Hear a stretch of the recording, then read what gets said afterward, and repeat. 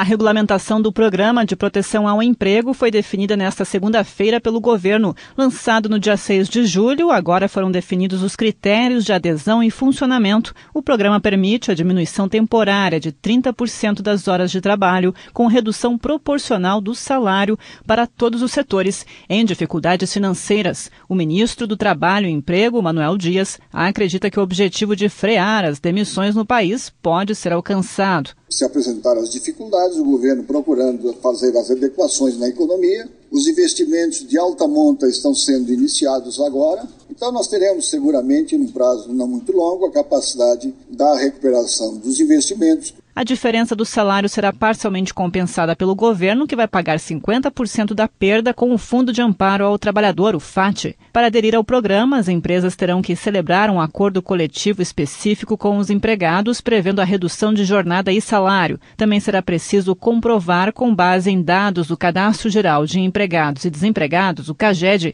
estar dentro do indicador líquido de emprego. Isso vai levar em conta a diferença entre demissões e admissões nos últimos 12 meses.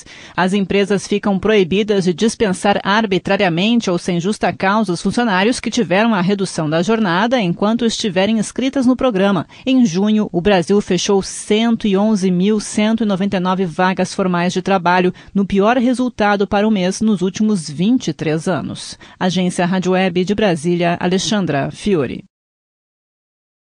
Taquicardia, desmaios, sensação de quase desmaio e dor no peito. Nem sempre esses sintomas significam doenças cardiovasculares. É o que alerta o cardiologista Stefan Lackemacher, do Instituto Nacional de Cardiologia. Segundo ele, esses sinais também estão presentes em problemas psicológicos, como ataques de ansiedade e ainda síndrome do pânico. Existem formas de diferenciar os dois problemas. Stefan Lackemacher destaca quais são. O paciente tem uma personalidade de ansiedade, está passando por dificuldade, estresse, tem pânico e desenvolve arritmia periodicamente. É mais fácil do leigo, os acompanhantes, identificarem. Os indivíduos que já é hipertenso, tem coração grande, já infartou, olha, o problema é o coração. E aí a gente tem que atuar de forma diferente das arritmias secundárias. Ele ressalta que, independente disso, é importante sempre procurar um especialista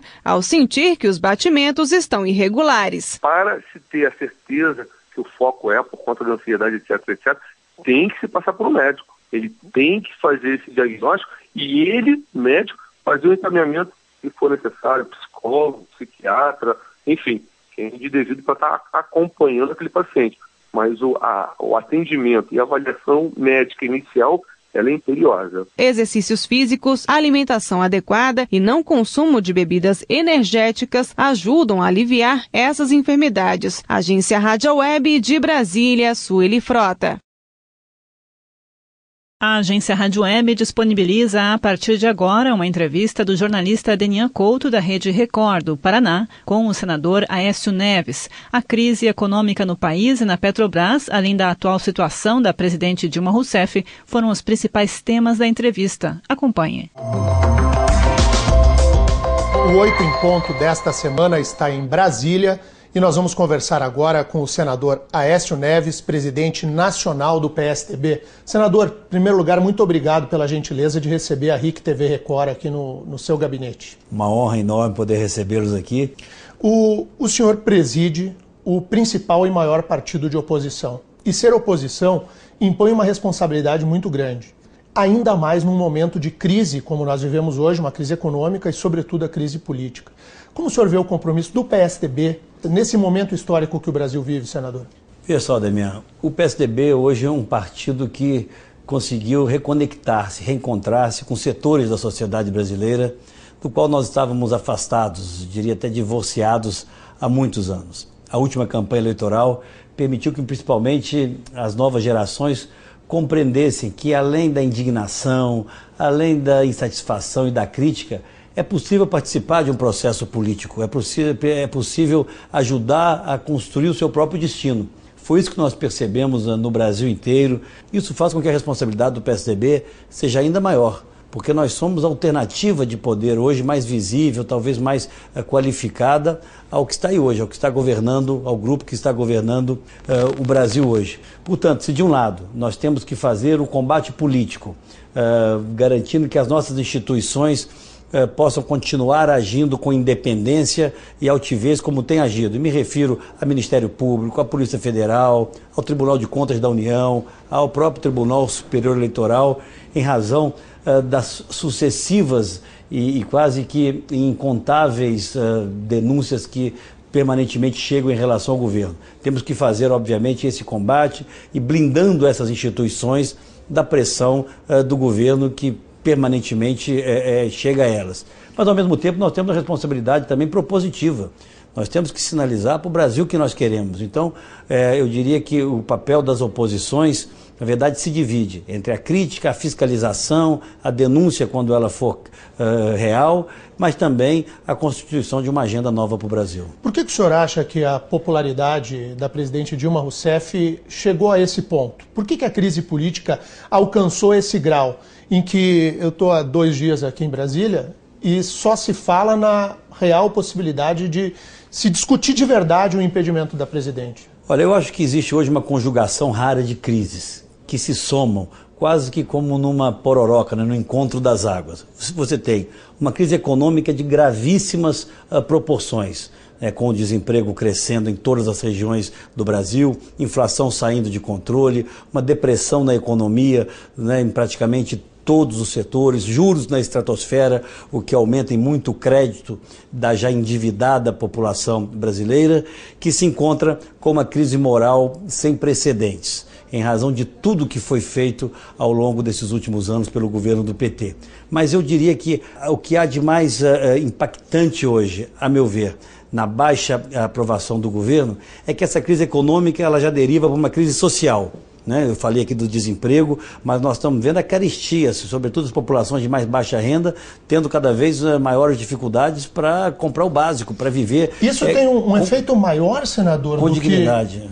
Isso tem um efeito maior, na sua opinião, do que as denúncias de corrupção, por exemplo? Não, essa eu me referi, à crise moral. Eu acho que, e essa é extremamente grave, é uma conjugação de crises.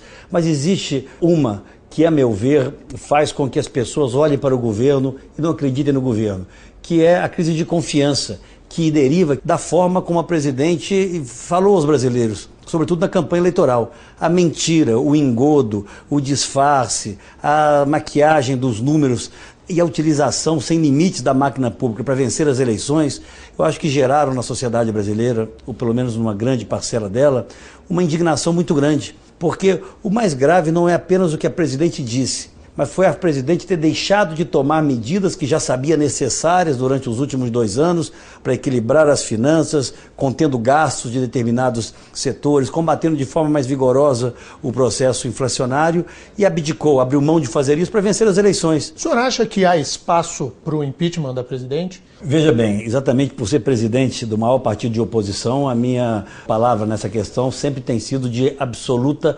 cautela.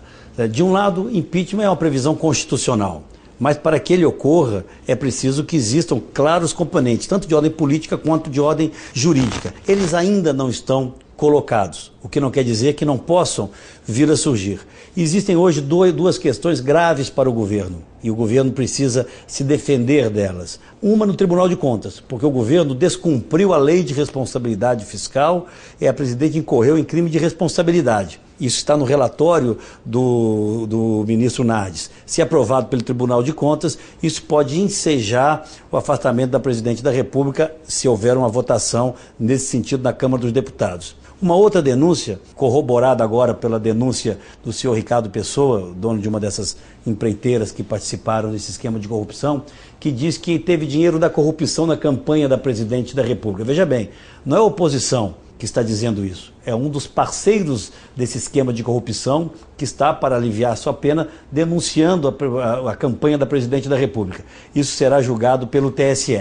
Nós vamos ter, então, entre agosto e setembro, a conjugação de todos esses fatores, esses julgamentos, vamos ter o agravamento, infelizmente, da crise econômica, e não cabe ao PSDB ser o protagonista de um processo de afastamento de presidente da República. Nós temos que cumprir o nosso papel de estarmos vigilantes para impedir que se constranjam essas instituições, se constranjam esses instrumentos do Estado, como tenta-se permanentemente fazer em relação à Polícia Federal. Poucos dias atrás, um deputado importante do PT dizia que a Polícia Federal tem que subordinar o governo, porque o governo é que tem votos. Olha onde chegaram. Então, nosso papel é garantir que as instituições julguem com isenção. Se tiverem que inocentar o presidente da República, que o façam com base nas questões técnicas, mas se, obviamente, ela incorreu em crime, seja numa ou noutra frente, obviamente ela tem que ser responsabilizada. Vamos falar um pouco sobre o Paraná. Senador, o seu colega de partido, o governador Beto Richa, se vê envolvido também numa crise política lá por conta dos incidentes de 2 meses atrás, que envolveu uma manifestação muito forte dos professores lá em Curitiba. Como que o PSDB nacional olha para a realidade do Paraná? Olha, eu tenho muito respeito pessoal pelo governador Beto Richa, é um líder político respeitado no PSDB em todo o país, e por isso mesmo todos nós lamentamos profundamente tudo que ocorreu no Paraná naquele incidente, né? Não obstante excessos de parte a parte, foi algo que nós temos que reconhecer, desgasta a imagem do governo e do partido. Mas eu tenho absoluta confiança que Beto Richa, que foi sempre um dos governadores mais bem avaliados do Brasil, não por nós, pela população do Paraná, encontrará o caminho da recuperação, não apenas da sua popularidade, mas da capacidade de iniciativa do seu governo. O senhor comunga de uma tese de parte do PSDB de que o governo do Paraná possa ser o alvo de ataque ao PSDB em contraponto ao que sofre de denúncias a presidente Dilma Rousseff? Olha, o governo do PT pode até tentar fazer isso, né? Porque é um governo hoje nas cordas, é um governo desesperado. Mas não há paralelo, né? Eu acho que o que o governador Beto Richa viveu, e ele próprio, eu percebo, está muito abalado pessoalmente pela forma como a coisa saiu de controle. Ele próprio é o maior interessado em recuperar esse espaço, recuperar essa sua sintonia que sempre existiu com a população do Paraná, e ele vai conseguir fazer isso. Senador, para a gente encerrar, eu gostaria de ouvi-lo sobre a Operação Lava Jato, que tem em Curitiba, lá no Paraná, o foco central, as investigações saem... Paraná é o centro do mundo hoje. O centro da política, pelo menos da política de combate à corrupção, nenhuma dúvida disso. Agora, de contrapartida, quando nós acompanhamos a reação do PT às investigações da Lava Jato, há 2 teses que o Partido dos Trabalhadores colocam o PSDB em xeque. Primeiro, que não há apenas petistas envolvidos na corrupção da Petrobras, que há, inclusive, nomes de integrantes do PSDB que, vez ou outra, vêm à tona pelas delações premiadas. E segundo, uma reclamação muito grande do partido de que o chamado mensalão mineiro até hoje não teve uma solução pelo judiciário. Como que o senhor responde esses 2 temas, senador? Olha, chamando as pessoas ao bom senso. Vamos lá por partes. Existe a questão que se titulou chamar mensalão mineiro, que está para ser decidida pela Justiça, e se houver a responsabilização de qualquer quadro do PSDB, e é possível que isso ocorra, eles não serão tratados como o PT trata os seus quadros, como heróis nacionais. Eles responderão pelos delitos que eventualmente cometeram. Mas não houve o julgamento ainda, não cabe a mim antecipar esse julgamento. Mas no momento que ele ocorrer, se alguém for responsabilizado, obviamente pagará por eventual delito que tenha cometido. Do ponto de vista da Operação Lava Jato, o que é a Operação Lava Jato? Ela, na verdade, descobriu que institucionalizou-se a corrupção no Brasil. A verdade é que na Petrobras montou-se um esquema para sustentar esse projeto de poder que irrigava dinheiro dos contratos da Petrobras através dos seus diretores e, obviamente, com a anuência de importantes construtoras no Brasil, não apenas, veja bem, não apenas para enriquecimento individual, que também ocorreu. Já visto aí o volume de recursos que foram encontrados nas contas de muitos desses atores, protagonistas desse processo. Mas boa parte desse recurso foi utilizado para sustentar o projeto de poder do PT. Essa responsabilidade ela é intransferível. E é por isso que nós estamos vendo hoje um governo que não sabe o que vai acontecer no dia de amanhã.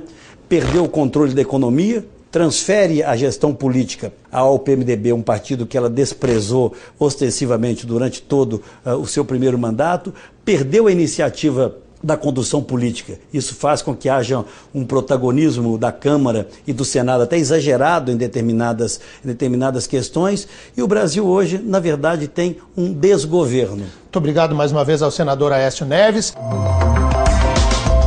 Ouvimos a entrevista do jornalista Denian Couto, da Rede Record do Paraná, com o senador Aécio Neves.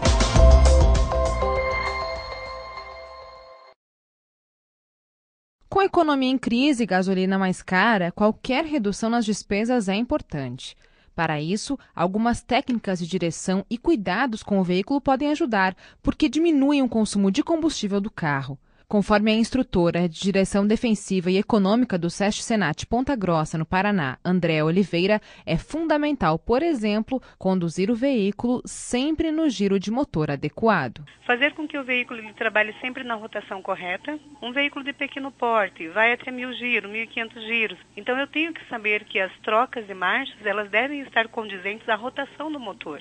Ela alerta que a calibragem dos pneus também é fundamental. Existe a possibilidade de você estar gastando combustível a mais do que o necessário pelo fato da má calibragem dos pneus. Os pneus eles devem ser calibrados dependendo da quantidade do uso dele contínuo, se não semanalmente, pelo menos quinzenalmente. E cuidado com os mitos e mau hábitos. Conforme Andréa Oliveira, andar com o carro em ponto neutro, por exemplo, dá mais despesa que economia, além de ser arriscado. Para os carros de hoje, injeção eletrônica, basta que você tire o pé da aceleração, automaticamente ele já entra num ponto de economia. Quando você coloca ele no neutro, ele fica totalmente desengrenado. Eu não vou ter o auxílio no chamado freio motor. Logo, eu vou ter um uso contínuo maior do sistema do freio, fazendo com que exista todo o desgaste ali no sistema de frenagem do veículo. Em viagens, é recomendável manter a velocidade constante, reduzindo a pressão sobre o acelerador.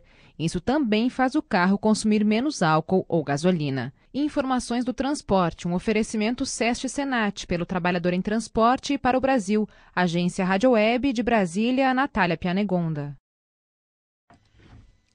A Polícia Federal pediu a transferência de 8 investigados na Operação Lava Jato para o Complexo Médico Penal em Pinhais, na região metropolitana de Curitiba, nesta quarta-feira. Entre os presos estão os presidentes da Odebrecht, Marcelo Odebrecht, e o presidente da Andrade Gutierrez, Otávio Azevedo. A justificativa da polícia é que há problemas de espaço na carceragem que está lotada e que, portanto, todos os depoimentos já foram tomados para a conclusão do inquérito. O juiz Sérgio Moro ainda vai analisar e julgar se os presos serão ou não transferidos. E ainda o Ministério Público da Suíça confirmou nesta quarta que está investigando a construtora Odebrecht, companhias e pessoas ligadas à empresa.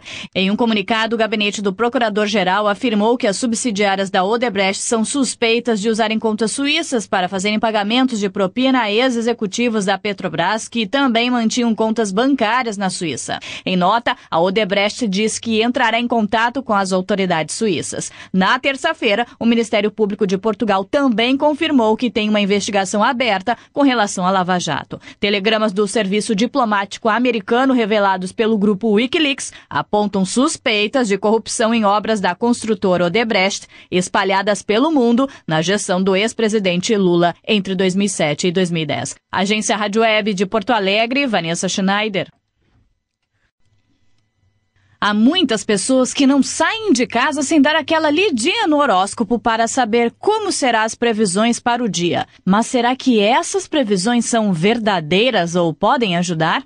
Um jornalista especializado em análise de dados, David McCandles, fez uma análise com 22 mil horóscopos diários do site Yahoo.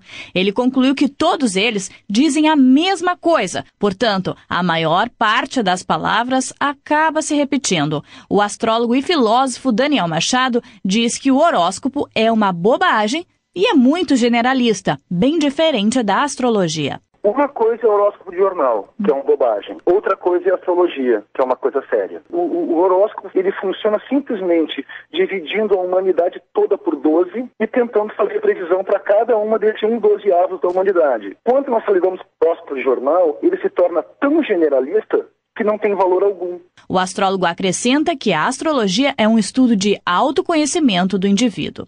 Esse é o objetivo da astrologia, que a pessoa se entenda. Não é dizer o que vai acontecer na vida da pessoa, é proporcionar um autoconhecimento de modo que a pessoa aconteça melhor para a sua vida. O mundo só acontece o que as pessoas fazem, digamos assim. A psicóloga Angela Bern salienta que as pessoas que acreditam no horóscopo buscam um apoio externo para suas atitudes. Segundo ela, as pessoas precisam se conhecer e não esperar que algo ou alguém lhe diga o que fazer. Me parece mais essa necessidade do ser humano de estar sempre se apoiando em alguma coisa. E aí é muito fácil, abre o livrinho, abre a internet, tem sempre ali palavras que é o que a pessoa às vezes quer ouvir. Mas eu acho que não é o caminho, né? O caminho é a pessoa se responsabilizar e resolver por si mesma, né, as questões. A psicóloga destaca também que não há fórmulas prontas como o horóscopo para ajudar as pessoas nas decisões diárias. Porém, há uma receita ideal: confiar nas próprias atitudes. A agência Rádio Web de Porto Alegre, Vanessa Schneider. O governo anunciou nesta quarta-feira a redução na meta da economia para este ano e um novo corte de gastos. O anúncio foi feito pelos ministros da Fazenda, Joaquim Levy, e do Planejamento, Nelson Barbosa. A expectativa